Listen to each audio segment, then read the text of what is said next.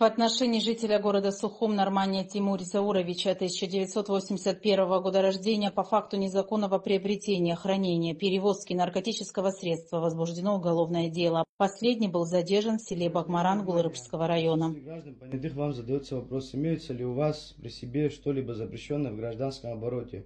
Оружие, боеприпасы, психотропные вещества, наркотические вещества. Если таковые имеются, укажите, пожалуйста, где хранится. Наркотическое.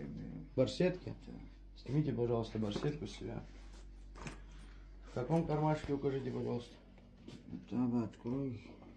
Граждане понятые, обратите внимание, гражданин задержанный указал, что хранит запрещенные вещества в барсетке черного цвета в переднем кармане.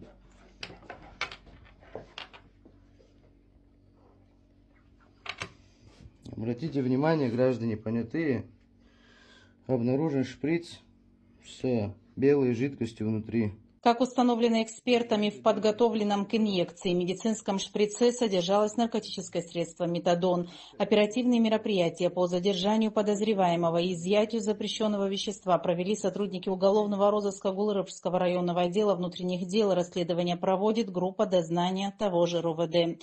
В настоящее время гражданин Нормания отбывает 15 суток административного ареста за отказ от прохождения медосвидетельствования на предмет потребления наркотических средств, после чего на период проведения предварительного следствия будет отпущен под подписку о невыезде.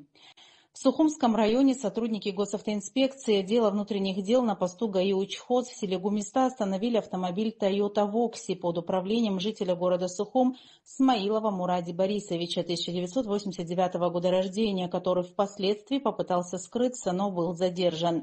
При обследовании транспортного средства сотрудники уголовного розыска райотдела обнаружили медицинские шприцы с жидкостью внутри. При исследовании установлено, что данное вещество является наркотическим средством мефедрон в крупном размере. Гражданину Смаилову вменяется преступление, предусмотренное частью 2 статьей 223 Уголовного кодекса Республики Абхазия. Подозреваемый санкционирован к домашнему аресту.